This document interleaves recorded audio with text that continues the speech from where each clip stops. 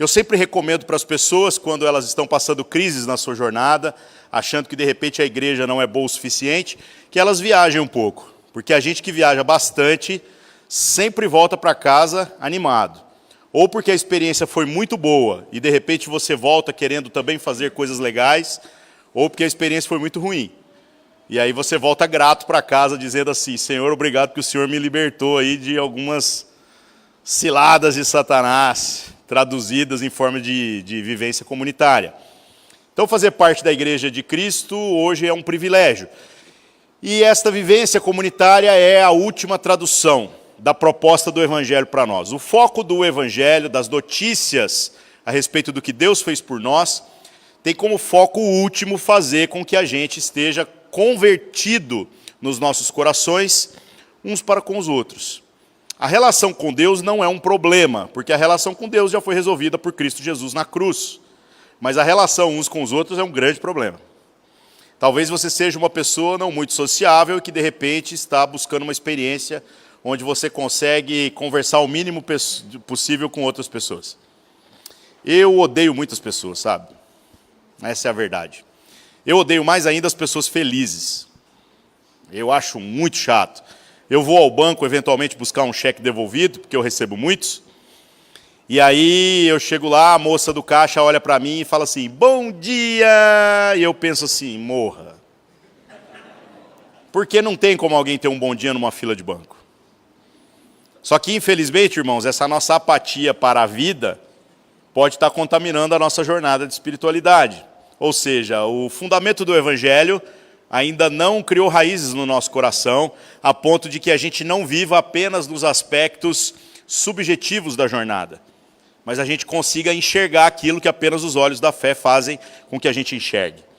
Então é um desafio, é uma proposta caminhar com Jesus no Evangelho, e uma proposta louca, uma proposta que absolutamente nenhuma experiência religiosa, nenhuma experiência nessa vida pode ser comparada. Mas para você viver isso intensamente, é preciso que a gente compare aquilo que são as inclinações naturais do nosso coração com aquilo que é a vontade de Deus expressa nas Escrituras. Porque como proposta de natureza religiosa no sentido real da palavra, de nos religar com Deus, não interessa aquilo que lhe é confortável. O que interessa é aquilo que o Senhor deseja para nós, de modo que você viva agora de modo a glorificá-lo. E menos do que isso não serve. Deus, obviamente, na proposta da vivência para cada um de nós do Evangelho, como igreja, traz então parâmetros muito claros, e é preciso que você, analisando esses parâmetros, veja se há um vício na sua jornada que o tenha atrapalhado de perceber tudo que Deus está fazendo. Deus, de algum modo, tem uma paixão por famílias. E a nossa geração, trabalhando o ápice da individualidade, infelizmente tem aversão à família. Família é chato, gente. Família dá trabalho. Família não melhora com o tempo, muito pelo contrário, piora. Porque vem os filhos das pessoas que você já não gosta. E aí é mais gente para encher o seu saco. Isso é parte da jornada. Mas Deus foi lá atrás, nas Escrituras, em Abraão, e falou: em ti serão benditas todas as famílias da terra.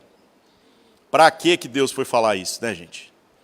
Seria muito mais confortável, no nosso entendimento, se a nossa jornada de espiritualidade fosse uma jornada individual, onde eu manifesto a minha devoção a Deus sem depender da pessoa que está sentada ao meu lado.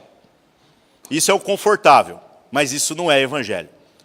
Se pudéssemos resumir a proposta do Evangelho é que Deus já fez a parte impossível a nós, para que a salvação se torne uma realidade, e a única coisa que nós precisamos fazer é crer. Se cremos em Deus, precisamos então agora viver segundo aquilo que Ele está dizendo a nosso respeito, e não segundo esses paradigmas da nossa natureza que faz com que a gente sempre busque o confortável. O que Deus diz a nosso respeito nem sempre é confortável. Aliás, na maior parte das vezes não é. Mas ainda assim é a vontade de Deus. É o verdadeiro Evangelho. São as boas notícias que têm o poder de transformar a sua vida e, mais do que isso, transformar o contexto em que você está inserido, pois esse é o foco último de Deus. Por isso a vida comunitária é princípio. Nós trabalhamos basicamente em três pilares da fé. A oração, onde nós temos uma relação direta com o Pai. A leitura da palavra, onde nós ouvimos tudo aquilo que Deus falou através do Filho. E nós temos a comunhão, onde o Espírito Santo que habita em nós faz com que nas relações sejamos tratados à luz daquilo que o nosso relacionamento de oração e com a palavra nos pressiona a viver. Essa é a proposta do Evangelho, esse é o resumo do Evangelho. Mas viver isso na prática, meus irmãos, é muito complicado. Porque, infelizmente, a proposta de Cristo do Evangelho é uma proposta de família. E família dá trabalho. Eu não sei como que é a sua família, mas a minha é muito zoada. A minha família é muito grande. Sabe? Antigamente as pessoas não tinham televisão e por isso elas faziam muitos filhos. Quase que eu apanhei da minha avó uma vez quando eu falei isso para ela. Embora ela saiba que é verdade. São 8 filhos de um lado, 5 do outro. Todo mundo teve lá os seus 4 filhos. Então, quando junta todos os primos, eu nem sei quem é todo mundo. Porque agora já tem também os filhos deles. A família é uma bagunça. Quando nós nos reunimos, então, é o caos. E, de repente, a sua aversão à experiência do Evangelho na jornada da família é a mesma aversão que você poderia eventualmente ter a essa experiência de família. Mas não é gostoso quando a gente está em família? Não é gostoso quando a gente coloca a mesa e estamos todos nós ao redor dela? Tem gente que só experimenta dessa mesa no Natal. Alguns no velório de algum parente. Mas ainda assim é muito agradável, apesar das circunstâncias, o estar junto. E na família lá que você tem de vínculo sanguíneo, tem muitos problemas. Eu mandei um meme uma vez num grupo de WhatsApp da minha família, que eu tive que mandar e sair correndo, porque eu fiz isso para provocar discórdia. O meme dizia assim: se você não tem nenhum primo vagabundo e maconheiro, então este primo é você. É muito bom viver em família, né, irmãos? Eu achei que eu seria expulso do grupo da família. Quando eu era criança, nós dizíamos assim: a nossa família é uma família de valores, de princípios. Nós não somos iguais a esses vagabundos aí. Mas os anos foram passando e hoje nós somos muito vagabundos, gente. Na verdade, a gente sempre foi. Mas nós fomos descobrindo as coisas que sustentávamos como máscaras. E, no entanto, nós não jogamos ninguém fora por causa disso. Qualquer problema que você consegue imaginar numa experiência de vivência familiar, eu garanto para você que na minha família já tem. E pode ser criativo nisso aí, viu? Tudo o que você imaginar de ruim, nós já vivemos na nossa experiência de família. E ainda assim é muito bom estar junto. Na nossa vivência de família, nós não jogamos um irmão fora, simplesmente porque ele não atende aquilo que são as minhas expectativas do que é ser um bom irmão. A gente não joga aquele tio cachaceiro fora, simplesmente porque ele chega bêbado nos encontros de família. Nós o amamos do mesmo jeito. Nós temos uma paciência infinita, porque ou ele é tratado como parte da família, ou ele nunca foi da família. Essa é a verdade. Quando falamos da vivência do Evangelho na vida da igreja, meus irmãos, nós desprezamos que a proposta última do Evangelho, sendo a vivência como igreja, nós somos família de Deus. E, no entanto, nós falamos a respeito da igreja na terceira pessoa muitas vezes. Na hora de reclamar, a gente fica assim: a igreja não faz, a igreja não é, a igreja não sei o quê. Você precisa decidir se a igreja é você ou se a igreja somos nós. Porque na hora de descer o pau nela, a igreja é os outros. Mas na hora de reivindicar as vantagens, aí a igreja passa a ser você. Já viu isso? Você pergunta para o cara, fala assim: mano, por que você sumiu da comunhão? Fala: a igreja sou eu. Primeiro que você está lendo a Bíblia errado. A Bíblia nunca disse que o Espírito Santo habita em você. Isso é um equívoco de interpretação. Você vai abrir de novo a sua Bíblia depois lá na sua casa e você vai entender o que eu estou falando. A palavra diz que o Espírito Santo habita em nós. É diferente de em mim. Ele está em mim e em você, quando há a devida conexão a respeito de compreendermos quem nós somos na família de Deus. Então eu moro a 800 quilômetros daqui. E eu consigo ser família com você, mesmo que muitos aqui eu estou vendo pela primeira vez. O Espírito Santo está em mim e em você. Mas sem a consciência da relação familiar, não há Espírito. E pode olhar na Bíblia que você vai ver o que eu estou falando. Lá diz assim, ó, vós sois o templo do Espírito Santo, a edificação espiritual. Não é tu és. Os verbos são importantes. A conjugação dos verbos é importante. É sempre no plural. Quando fala da individualidade, fala assim, que cada um de nós é pedra viva da edificação de Deus. Então você não passa de um mero tijolo. E um tijolo mal acabado ainda, porque se fosse um tijolo arrumadinho, era fácil de colocar no meio da construção. Agora tenta construir uma parede de pedra para você ver o rolo que é. Tem que achar o lugar onde cada uma encaixa, tem que aparar muitas arestas. Essa é a proposta da vivência em comunidade, da vivência em família. Para a gente suportar a vivência lá da nossa família, a gente tem que aguentar aquela tia fofoqueira, que fala mal de todo mundo para você e fala mal de você para os outros. E nós sabemos disso.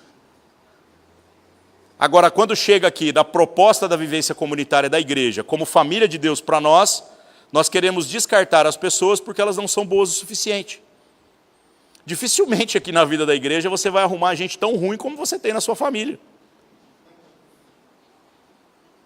Então, por que nós perdemos a paciência uns com os outros? Porque nós não permitimos que a jornada do Evangelho seja aquilo verdadeiramente que Deus quer fazer na minha vida em função da família, em função daqueles que o Senhor me deu o privilégio de abençoar.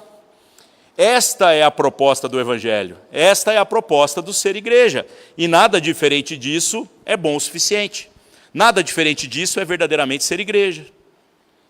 Então não dá, meu irmão, para a gente ter uma jornada com Deus na individualidade, onde você busca uma suposta devoção a Deus através de uma boa prática que não erra, não faz determinadas coisas que desagradam a Deus, mas ainda assim não assume essa vocação de se responsabilizar pelos irmãos que Deus colocou do seu lado.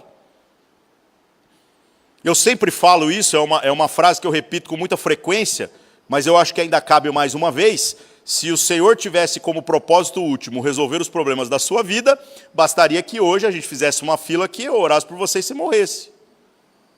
Pensa que coisa boa que seria. Primeiro, o Diego ia ficar feliz com alguns aqui. Eu tenho certeza. Segundo, que não precisava também comprar mais cadeira, nem nada, porque dava uma aliviada. Depois resolveria o seu problema, porque para onde você vai não tem boleto para pagar, não tem mais crise familiar, não tem nada. As dores que você sente no seu corpo, acabou. Pensa que beleza que seria. Mas se Deus te mantém viva, porque o propósito último dele não é resolver as suas questões.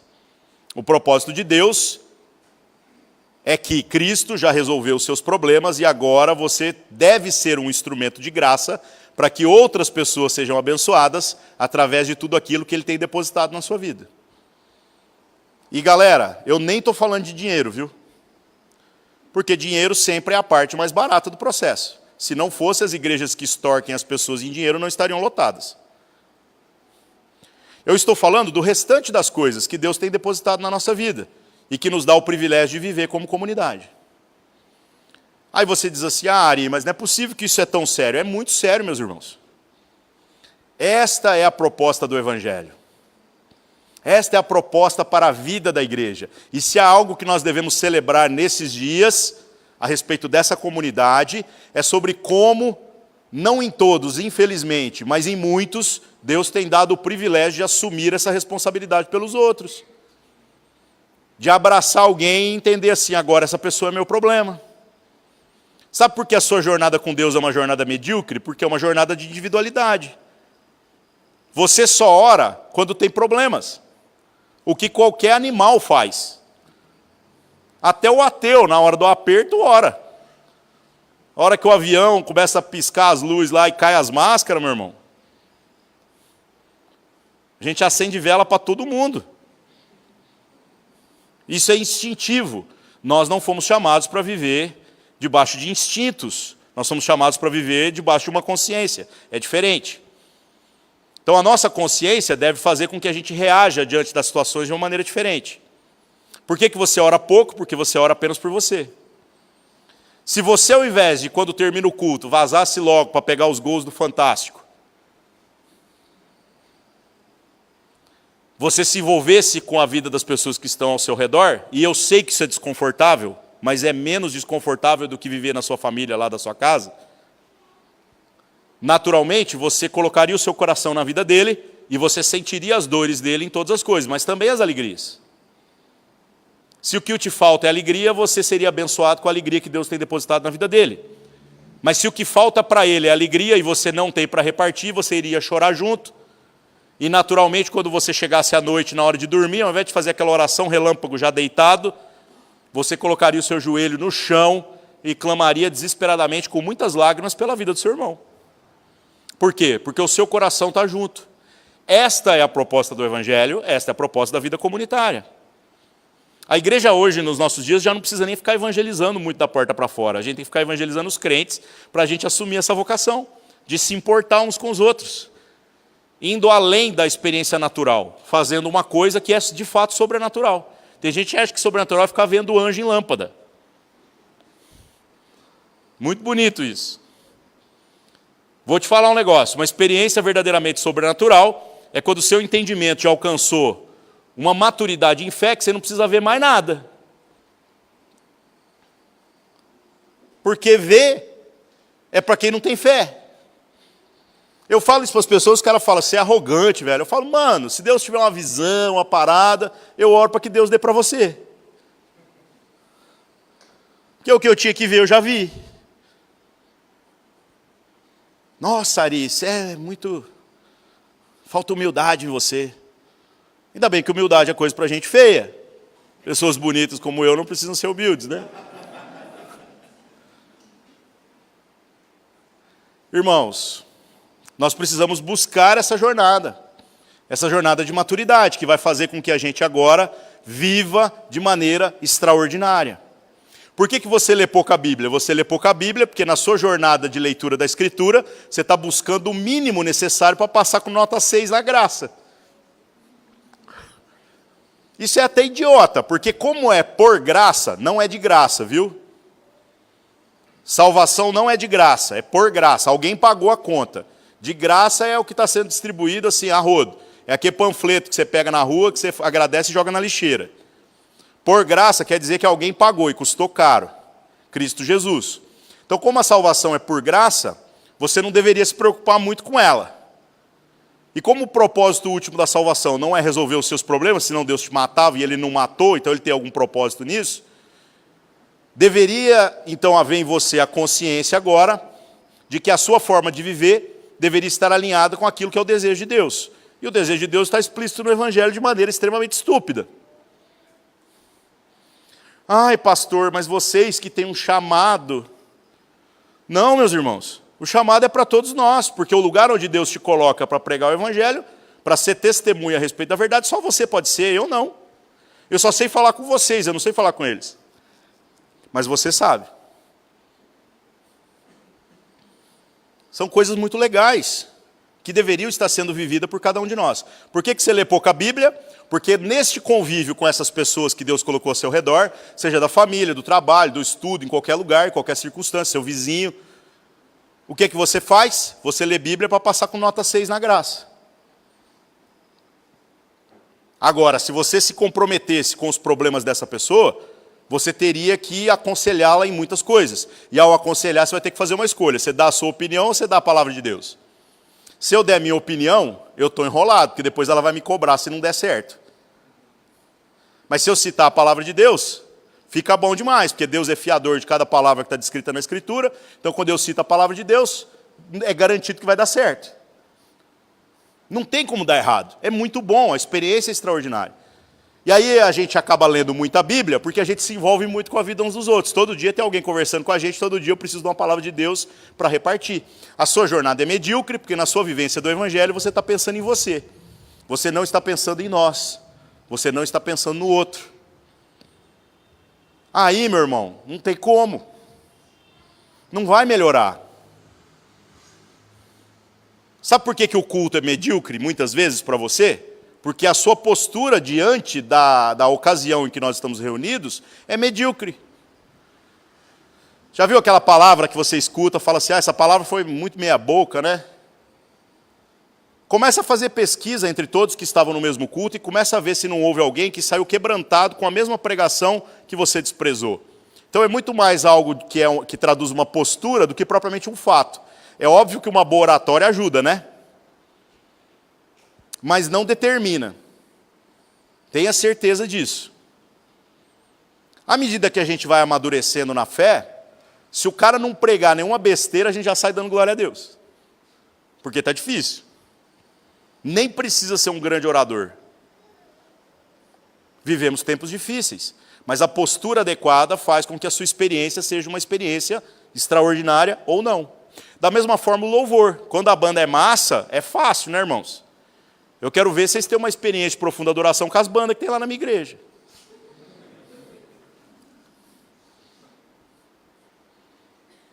E se eu já falei isso no primeiro culto, está gravando de novo. Ah, que se dane, velho. Quem está na chuva é para se queimar. E a gente ama os irmãos lá, mas às vezes o propósito não está claramente compreendido. Está confusa a razão pela qual nós nos reunimos. Só que eu vou te falar um negócio, para quem tem o coração certo, o cara que está cantando pode ser desafinado, errando a letra, faltando uma corda no violão, e ainda assim a gente pode viver uma jornada extraordinária de adoração.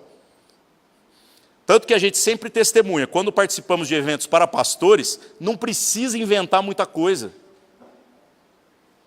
Eu já participei de acampamentos para pastores que a gente nem preparou o louvor. Lá, literalmente, a gente falava assim, quem trouxe um violão aí? Quem canta? E aí montava uma banda lá que não ensaiou nenhuma vez e era maravilhoso, mesmo sendo tudo errado. Por conta da postura. Aquilo que nós estamos buscando ali é o que é correto. É uma adoração juntos. Não por competências, mas por consciência. Se você vive a experiência do Evangelho na vida comunitária, buscando algo diferente disso, nunca vai estar bom o suficiente. De tempos em tempos, você vai precisar de um pregador um pouquinho mais forte. Não aqui. Na pregação. Porque isso vicia, igualzinho droga, cara. Ter uma eloquência maior, falar de um jeito mais elaborado. Mas isso não sustenta, o que sustenta é a palavra de Deus, mesmo que seja um pregador que na oratória seja medíocre. Essa é a verdade. Então você lê pouca Bíblia porque você compartilha pouco. E você reclama daquele que está compartilhando a Bíblia porque não está bom o suficiente. Você não assume a responsabilidade, você terceiriza. E depois reclama que a sua vida é uma vida ridícula. É lógico que é ridícula. E a culpa é toda sua. Meu Deus, mas o que eu faço? Simples. Compreenda que Deus não está preocupado com a satisfação dos seus desejos aí não, velho. Ai, Deus, eu queria tanto sentir aquele negócio. Quer sentir? Vai na esquina ali, quando tiver frio, você vai sentir muita coisa. A verdade a respeito do Evangelho é que 99,9% das vezes nós não sentimos nada. Por quê? Porque nós sabemos. E nós sabemos porque o Espírito revelou através da sua palavra. Então eu não preciso sentir mais nada. Não preciso. Ai, mas eu queria tanto, Gente, Deus não vai satisfazer esses seus interesses de natureza sensitiva, porque esse não é o propósito dele. O propósito pelo qual Deus nos chama para a comunhão é extremamente simples. Você deveria compreender que foi levantado por Deus para ser o ofertório, o gasofilácio, aquela caixa onde a gente põe dinheiro, só que é o contrário. Porque, no geral, a gente coloca as nossas ofertas ali, né, para viabilizar as coisas do reino de Deus. Só que nós somos a caixa de Deus. O lugar onde Deus deposita todo tipo de riqueza, e dinheiro é a menos valiosa delas, tá? Embora também faça parte, mas esquece o dinheiro por um minuto. Deus deposita toda sorte de riquezas com o propósito de que a gente venha abençoar as outras pessoas. Eu sempre falo que eu detesto quando a galera cita Malaquias capítulo 3, principalmente o verso 9. falando sobre roubar a Deus, né? Para falar de dízimo. Mas nesse contexto, esse texto serve como uma luva. Porque do que está tratando lá o Malaquias 3? É muito simples. Não é de gente que não dava dízimo. O texto está tratando o seguinte: o povo de Israel dava lá o seu dízimo, sua oferta, o nome que você quiser dar para esse negócio. E os sacerdotes, que tinham o dever de administrar isso em função dos interesses de Deus, roubavam. Aí você tem que fazer assim: oh, ainda bem que isso não acontece mais, né? Agora deixa eu te contar a parte triste. Você é o ofertório onde Deus tem depositado toda a sorte de riquezas. A pergunta que fica é: você, na caminhada do Evangelho, compromissado com a vida em família, está roubando o que foi dado para abençoar os irmãos? Ou você está literalmente permitindo que o recurso chegue onde tem que chegar? E como eu já falei, não estou falando de dinheiro. Apenas. Essa é a crise.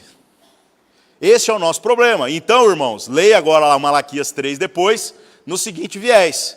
Deus declarando por intermédio do profeta, dizendo: vocês roubam a Deus. E aí você vai falar: caramba, sou eu. Que eu não dou dízimo? Não.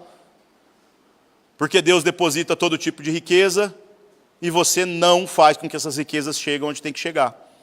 Ari, mas que riqueza é essa? É simples, eu estou aqui pregando, falando um tanto de coisa, e talvez tudo que eu estou falando aqui não vá fazer sentido para todo mundo, o que é até bem provável. Mas você recebeu das riquezas de Deus, e você pode entender alguma coisa que seu irmão não entendeu, ao invés de sair correndo para sua casa, a gente deveria cultivar o hábito de gastar um tempo junto. Hoje ainda é aniversário, vai ser bom, porque nós vamos ter esse tempo junto artificialmente, né? Mas isso deveria ser natural. Porque quando você sai daqui, senta numa lanchonete qualquer para comer junto com o irmão, quantas vezes você teve a oportunidade de inteirar a percepção do seu irmão a respeito daquilo que Deus já colocou na sua vida? E ao mesmo tempo também ser abençoado com o que Deus falou com ele, através da pregação, e que você de repente não tinha pego. De modo que a lanchonete é tão importante quanto a pregação aqui. Só que a diferença é que o pregador lá é você. E quando você não o faz, porque você está cuidando apenas do seu próprio interesse, você literalmente está, segundo o texto de Malaquias capítulo 3, roubando a Deus, porque você rouba os recursos que foram dados por Deus para serem depositados na vida dos irmãos. E mais uma vez, eu não estou falando de dinheiro. Esse é o tamanho do problema que a gente vive na nossa jornada. Uma jornada de mediocridade, simplesmente porque a gente acredita que o propósito do Evangelho é fazer com que eu seja feliz. Gente, Deus quer felicidade para a gente, mas não segundo os nossos parâmetros. Deus quer felicidade segundo os parâmetros dele. E segundo os parâmetros dele, você vai ter que renunciar a muitas coisas. Esta é a proposta do Evangelho e ela é maravilhosa, porque todos nós que experimentamos dela não queremos absolutamente mais nada nessa vida. Não há nada mais precioso, nada mais valioso, nada mais gostoso do que estar reunido em família. E aí a gente começa a adotar principalmente as pessoas chatas. Porque adotar as pessoas legais é fácil. E a gente chama de irmão. Nós levamos essas pessoas para a nossa casa. Nós levamos essas pessoas para a nossa intimidade. Neste lugar, Deus ordena as suas bênçãos. Nesse lugar, Deus promove as curas. Deus move até o sobrenatural, a gente vive coisas maravilhosas. Mas não tem jeito de você viver isso se quando a gente comemora o aniversário da igreja, o seu foco no aniversário da igreja é comer o bolo. E não entender que a proposta do bolo é para a gente comer junto. O bolo é para ser repartido. E não para saciar a sua fome. Paulo já falava que se alguém está com fome, coma antes de vir para o culto. Se na ceia isso é grave, entenda que em todas as outras ocasiões também é. Nós não estamos aqui para encher o bucho. E às vezes a gente senta na cadeira, querendo encher o bucho de pregação e de bom louvor, e barriga cheia, pé na areia, né? Vou embora, não posso perder os gols do Fantástico. Ver como é que tá os cavalinhos lá. Eu torço pro Corinthians, velho. Já não há prazer nenhum em ver os gols do Fantástico este ano. É difícil. Mas as nossas prioridades traduzem o nosso entendimento. Então, que a gente sonde o nosso coração nessa noite, fazendo as contas de onde está verdadeiramente a nossa prioridade. Onde nós compreendemos que da parte de Deus houve uma responsabilidade assumida de abraçar uma situação onde a gente se torna o ofertório de Deus para a vida das pessoas que estão ao nosso redor. E aí, meus irmãos, você sai de uma jornada ordinária e chega numa jornada extraordinária. Você vai viver coisas com Deus que nem o tempo, nem você ficar 100 anos na vida da igreja, vivendo do jeito que você está, você vai conseguir alcançar. Você será poderoso em palavras e em obras. Deus será glorificado através da sua vida, que é o propósito da Escritura, ao trazer as palavras de Jesus para nós. Que as pessoas sejam levadas a glorificar Deus através da nossa maneira de viver.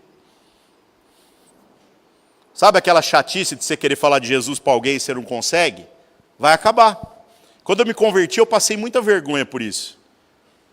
Porque eu achava que eu tinha que falar de Jesus para as pessoas assim, intencionalmente, entendeu? Mas sem ainda ter compreendido o que isso significava. Então eu pegava o ônibus e ficava desesperado, porque se eu não falasse de Jesus para o motorista, para o cobrador, e se o ônibus batesse, Deus ia pesar a mão dele sobre mim.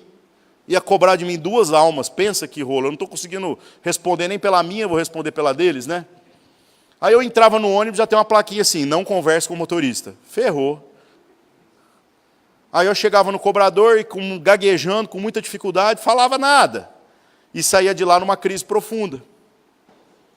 Mas à medida em que a gente vai caminhando no Evangelho e convertendo o nosso coração uns aos outros, fazendo com que agora a gente viva verdadeiramente como família, independente das dificuldades, dos problemas de cada um, o que aconteceu? A gente não tem que mais fazer força para falar de Jesus.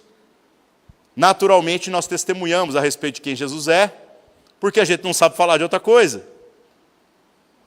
A gente já contou muitas histórias a respeito disso. Né?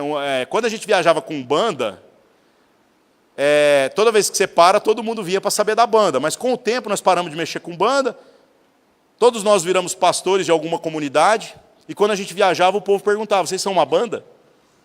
E a gente falava, somos. De quê? A gente falava, de pagode.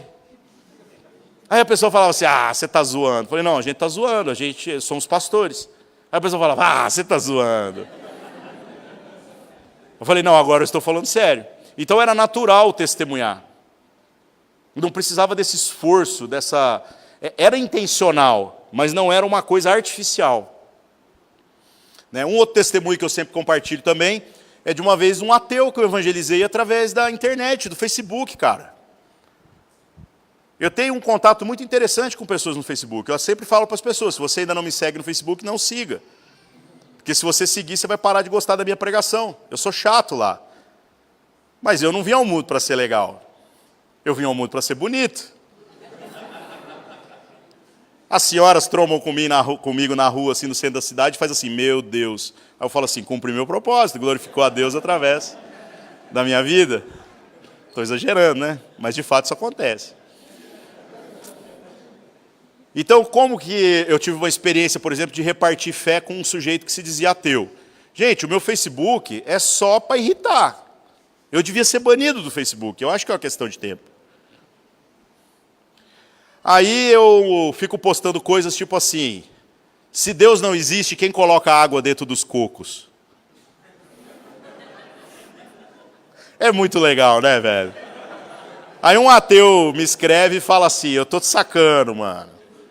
Você não é retardado a esse ponto, você está fazendo isso de propósito. E aí eu,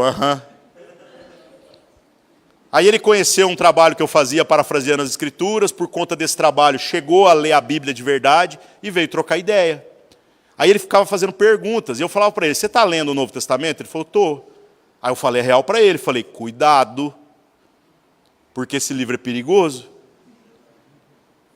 E ele, como assim? Eu falei, eu comecei a ler esse negócio aí, ó o que eu virei. É exatamente o oposto da experiência que eu falei no ônibus, né? Onde você fica constrangido para tentar repartir alguma virtude. A gente barateia a graça de Deus, tentando catequizar as pessoas para a nossa experiência. Ao invés da gente viver uma experiência extraordinária que naturalmente atrai as pessoas de uma maneira irresistível. Aí, o que aconteceu? Eu falei para o cara tomar cuidado. Passou um tempo, ele já tinha lido o Novo Testamento inteiro, os evangelhos inteiros, e chegou no livro de Atos. Quando ele viu a igreja de Atos, surtou. Aí ele entrou em contato comigo e falou assim, Ari, eu estou pensando em ir para uma igreja, o que você acha? Aí eu falei a real para ele, pensa numa alegria assim, né? Falei, irmão, não vá. E ele, por quê? Eu falei, porque eu fui para uma igreja há 20 e tantos anos atrás, é isso que você quer para sua vida? Aí ele, está falando sério? Eu falei, velho, esse negócio de andar com Deus não é brincadeira não. E aí eu perdi contato com ele, passou alguns meses, ele reapareceu de novo e falou assim, Ari, bem que você me avisou, velho. Fui na igreja tal, agora eu sou batizado. Falei, dançou. Bem-vindo à família. É muito legal, é uma experiência extraordinária, é algo que vai se tornando natural na nossa vida. E quando isso acontece? Quando nós, meus irmãos, ao invés de ficarmos apenas com o discurso do Evangelho, fazemos com que ele venha permear o nosso entendimento e toda a nossa prática, como tradução daquilo que nós entendemos. Não é um esforço para fazer, é um esforço para ser. E quando você é, naturalmente, todo mundo vai ver a luz que brilha no meio das trevas. Você vai ser o missionário de Deus no lugar onde Deus te levar. É genial. A galera que me segue no Instagram fica me zoando, né? Que eu criei uma expressão aí que virou uma hashtag que é cadê Malaquias? Zoando o livro de Malaquias, né? Malaquias 3, falando do dízimo. E porque da onde vem essa expressão? É simples. Tem dia que eu estou sentado no meio-fio comendo pão com mortadela que alguém pagou. E a foto é essa. Mas tem dia que nós estamos num resort de luxo de 5 estrelas que alguém pagou. E aí eu coloco a hashtag, cadê Malaquias? Aí a galera fala assim, por que essa hashtag? Eu falo assim, porque eu não dou dízimo. Eu dou muito mais do que isso. Porque eu compreendo que a minha responsabilidade para com a família transcende a lei. Se a minha vivência de graça for menos do que a lei, não é graça, é desgraça, né, irmão? Sejamos honestos. Então eu não dou dízimo. Eu não gosto nem de fazer essa conta, porque eu entro em depressão. Do quanto custa para minha casa. Porque tem custado muito, mas é um privilégio. A vivência em família vale mais do que qualquer outro recurso. É igual ter filho. Quanto custa ter um filho? As pessoas ficam fazendo essas contas. Que conta idiota, gente. Quem faz conta não tem filho, não casa e não planta igreja. Porque não vai gastar todo o seu dinheiro, vai gastar todo o dinheiro que você tem e o que você vai ter. E ainda assim é uma alegria. Uma alegria imensa. É uma coisa extraordinária. Mas agora pensa na sua jornada aí. Você está vivendo esse extraordinário ou você está vivendo uma experiência medíocre? Você consegue ser essa luz no meio das trevas e testemunhar tudo que Deus está fazendo? Ou você está simplesmente frequentando o culto? Na esperança de ver se alguma coisa acontece. Ou de viver uma suposta devoção aí para ver se aplaca a ira de Deus para com a sua vida. Isso não faz sentido. Deus nos tem como filhos e ser filho de Deus traz muitas responsabilidades. A responsabilidade de que, com o mesmo amor que nós somos amados, a gente possa também amar as pessoas. E, infelizmente, se a sua jornada é medíocre, a culpa é toda sua. E pior do que isso, pode estar acontecendo de que a jornada do seu irmão não chegou no ponto do extraordinário também por culpa sua. Porque se o propósito de Deus, através de tudo que Ele faz na sua vida, é abençoar o outro, e o outro não está sendo abençoado, então de quem é a culpa? De Deus, muito fácil isso, né? O missionário de Deus para a vida dele é você. Então bate no peito e fala, eis-me aqui, Senhor. Eu quero ser enviado pelo Senhor para a vida do meu irmão, essa pessoa desagradável que está sentada ao meu lado agora. É isso mesmo, e vai piorar, porque a família cresce. Quando a gente começa a ficar tudo amigo, tudo de boa, Deus nos amaldiçoa com mais irmãos. Chega gente nova na igreja, dá mais trabalho. Difícil, né, gente? Difícil demais, mas é bênção. Igual ter filho, no começo é tudo difícil. Mas a gente não para de tentar, né? E os filhos vêm, segundo a misericórdia e a graça de Deus. Agora, quando a gente está falando da vivência da igreja, a gente quer terceirizar a responsabilidade, a gente quer um lugar confortável. Uma dica para você, se a sua experiência de vivência em igreja está confortável, saia dessa igreja. Porque eu creio que o papel da igreja na comunhão é tornar a sua experiência desconfortável. Igual na vivência em família, é desconfortável. Mas o resultado último, que é o prazer de estarmos juntos diante da mesa do nosso Pai, vale mais do que qualquer coisa nessa vida, meus irmãos. E você pode argumentar, não dá para eu viver só eu e Deus mesmo? Não dá. Infelizmente, não dá. Se você acha que eu estou exagerando, então abra sua Bíblia agora. Mateus capítulo 22. Um texto extraordinário, onde Jesus fala o óbvio e no meio do óbvio insere uma dica. Uma dica que deveria ser percebida por quem é verdadeiramente espiritual, para que saia do ordinário e chegue no extraordinário. Mateus capítulo 22, verso 36 em diante. Deixa eu contextualizar esse lugar aqui para você. Do que se trata? Jesus está em discussão com os religiosos da época. E às vezes eu me sinto mais parecido com esses religiosos do que propriamente com os discípulos genuínos de Jesus, né? A gente é os mestres da lei. Só uma dica, quando você lê os evangelhos e vê falar lá, doutor da lei, mestre da lei, fariseu, esses caras não são pouca coisa não, viu? Esses caras realmente entendem o que eles estão lendo, eles só não aplicam. Muito parecido com a gente em diversas situações. Um desses caras chega diante de Jesus e faz a pergunta mais básica das básicas. Pode parecer. Só que a resposta de Jesus, você vai entender aqui agora, que ela tem duas pegadinhas embutidas. Tá? Então vamos ler. Mateus 22, verso 36. Mestre, qual é o grande mandamento da lei? Por que ele está perguntando isso, gente? Porque ele quer pegar Jesus em alguma palavra colocada de maneira equivocada, para provar que ele é um falso mestre. E aí Jesus responde no verso 37. Amarás o Senhor teu Deus de todo o teu coração, de toda a tua alma, de todo o teu pensamento. Ou seja, não acrescentou nada de novo. O que ele falou aqui, todo mundo sabia e concordava. Mas Jesus continua, verso 38. Este é o primeiro e grande mandamento. E o segundo, semelhante a este, é: amarás o teu próximo como a ti mesmo. Destes dois mandamentos dependem toda a lei e os profetas. Se você continuar lendo aqui esse capítulo, você vai perceber que o cara se calou. Ele não retrucou, ele não fez outra pergunta, ele literalmente baixou a cabeça, botou o rabinho entre as pernas e foi cuidar da vida dele. Por quê? Porque a resposta de Jesus tem duas coisas aqui que devem ser observadas.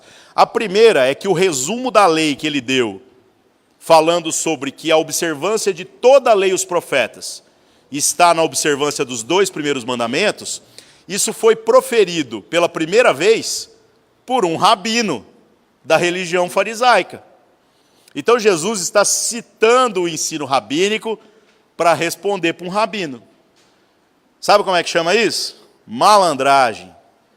Porque se ele cita o mestre do rabino, o rabino agora não tem como retrucar, porque ele não vai retrucar contra o ensinamento do seu próprio mestre. Para você ver como o ensino dos rabinos nem sempre era ruim. Essa afirmação aqui é muito precisa. É muito precisa. O único problema é que eles sabiam, mas não aplicavam. Só que tem um segundo detalhe aqui no texto, que é o pulo do gato da leitura bíblica. As coisas que passam desapercebidas e que, infelizmente, fazem com que a sua jornada de espiritualidade, a vivência do Evangelho e a sua prática comunitária seja medíocre. Vamos ler de novo aqui, verso 39. E o segundo, semelhante a este, é: amarás o teu próximo como a ti mesmo. Sabe qual palavra chama atenção aqui? Semelhante. Por quê? Porque isso não está descrito na lei. Isso aqui foi propositalmente inserido por Jesus. E sabe um outro lugar onde a gente encontra essa palavra semelhança, usada num sentido extremamente similar ao que a gente deve compreender aqui? Lá no começo do livro de Gênesis, no capítulo 1 e 2, quando nós vemos Deus falando a respeito da criação. Deus cria o homem e a mulher, os dois juntos, tá? A nossa base de casamento é essa, e não o resto. Homem e mulher, juntos, como imagem visível, feitos conforme uma semelhança que possuem com Deus. Então, para ver Deus naquele mundo criado ali no Éden, bastava olhar para o homem e para a mulher juntos. Essa era a proposta. É óbvio que o pecado bagunçou um pouquinho o negócio, né, gente? e fez com que nós nos tornássemos indivíduos. Ao nos tornarmos indivíduos, passamos a militar por direitos e passamos a negligenciar os deveres. E, infelizmente, isso fez com que cada um agora queira ser completo em si mesmo, e isso não tem fundamento na Escritura. O plano de Deus para o casamento é isso aqui, meu irmão, e nada além disso. Ai, mas 2 homens não podem ser felizes? Podem. Só não podem representar de maneira visível quem Deus é. Agora, se o cara sente feliz, velho, azar o dele. Não é um problema. Infelizmente, ele está fazendo o oposto daquilo que Deus deseja que ele faça, que é assumir a sua vocação de representar de maneira visível a semelhança que possui com Deus. Então vamos traduzir isso de outra forma. Gente, o homem foi feito junto com a mulher para ser a imagem visível de quem Deus é. De modo que toda a criação deveria nos ter por referência. O pecado bagunçou um pouco esse negócio aí. Agora, aqui nesse texto de Mateus 22, Jesus faz uma conexão entre o primeiro e o segundo mandamento, invocando novamente o conceito de semelhança. Mastigando. Amar a Deus acima de todas as coisas, de todo o seu coração, com todas as suas forças, é até óbvio. Amar o próximo como a ti mesmo, não precisa nem crer em Deus para fazer esse tipo de coisa. Tem um tanto de gente aí praticando boas obras que nem conhece Deus, não tem temor de Deus, nem crê nele. E ainda assim entende que a gente deve fazer pelos outros a mesma coisa que a gente quer que faça por nós. Ou seja, os 2 mandamentos desconexos não resolvem o problema. O problema é resolvido quando nós compreendemos o conceito de semelhança.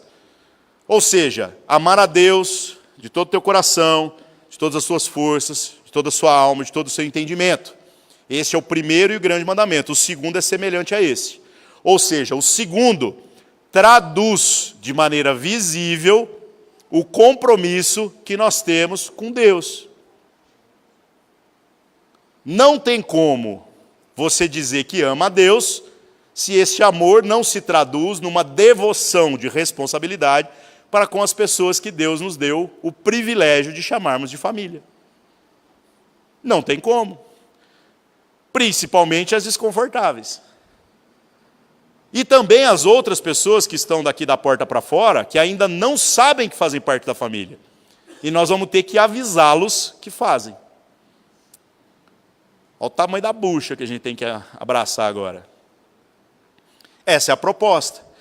Então, da mesma maneira que nós amamos a Deus de todo o nosso coração, todo o nosso entendimento, com todas as nossas forças, nós devemos traduzir a nossa devoção em um esforço relacional, de todo o nosso coração, de todo o nosso entendimento, de todas as nossas forças. Se a gente não fizer isso, não é evangelho. Se a gente não fizer isso, é uma experiência religiosa bonita para você colocar no seu currículo. Mas eu garanto para você que vivendo por esse viés, tem um monte de experiências religiosas por aí que vão ser muito mais atraentes, porque elas vão te dar muitos benefícios. Aqui nós não estamos falando de benefícios de natureza material. Nós estamos falando de fazer parte da família de Deus. E fazer parte da família de Deus traz consigo muitas responsabilidades e muitas alegrias. Alegrias eternas. Alegrias que dinheiro nenhum nesse mundo pode comprar. A nossa vida se torna plena, a nossa jornada se torna extraordinária.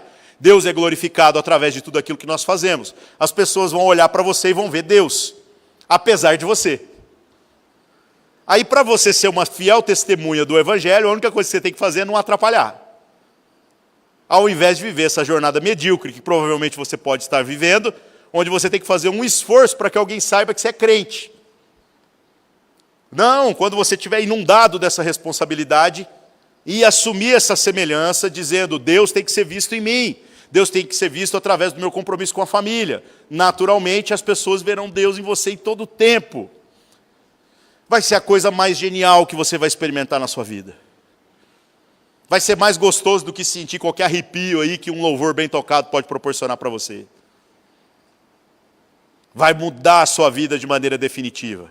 E mais do que isso, vai mudar a vida das pessoas que estão ao seu redor. A sua família vai olhar e vai falar assim, comeu alguma coisa estragada, está diferente. Antes ele era assim, agora ele mudou. O que está acontecendo? No seu trabalho, onde você estuda, na vida da igreja, gente. As pessoas verão em você luz, e elas vão se aproximar da luz, dizendo, eu quero isso que essa pessoa tem na vida dela. Eu quero isso que o Senhor está fazendo na vida dessa pessoa, eu também quero viver isso. E aí nós vamos nos estimulando às boas obras e ao crescimento em maturidade. Deus é glorificado na nossa vivência, a vida da igreja se torna maravilhosa. Se a sua experiência está medíocre, a culpa é toda sua. Se a experiência do seu irmão também não progride, assuma a responsabilidade pela jornada dele. Começa, meu irmão, agora a ter um esforço no sentido de compreender o que Deus está falando na sua palavra. Eu não estou pedindo para você fazer nada, eu estou falando para você parar de resistir àquilo que Deus já falou com você. E deixa Deus ser através de você. Naturalmente as obras virão, a coerência virá, Deus será glorificado, apesar de você. E aí, naturalmente, ao viver esse processo todo, as pessoas serão abençoadas por tudo aquilo que passou pela sua vida e as alcançou, e você será mais abençoado ainda, porque você é o instrumento de Deus para ser usado. Em nome de Jesus, meus irmãos, menos do que isso é medíocre demais. Menos do que isso não é evangelho. Menos do que isso é só uma associação de pessoas reunidas com um propósito religioso, mas não é verdadeiramente igreja. Fuja dessa experiência medíocre. Abra os seus olhos, abra os olhos do seu entendimento com relação à possibilidade de viver isso tudo que eu estou dizendo para você. E depois você dá o testemunho para nós. Se de fato a sua vida não vai mudar. É garantido, meus irmãos, porque essa é a proposta do Evangelho. Jesus é fiador de cada uma das suas palavras. Então, em nome de Jesus, assuma a responsabilidade e passa de fase de uma vez, para que a gente possa viver coisas maiores, coisas melhores, coisas mais extraordinárias. Amém?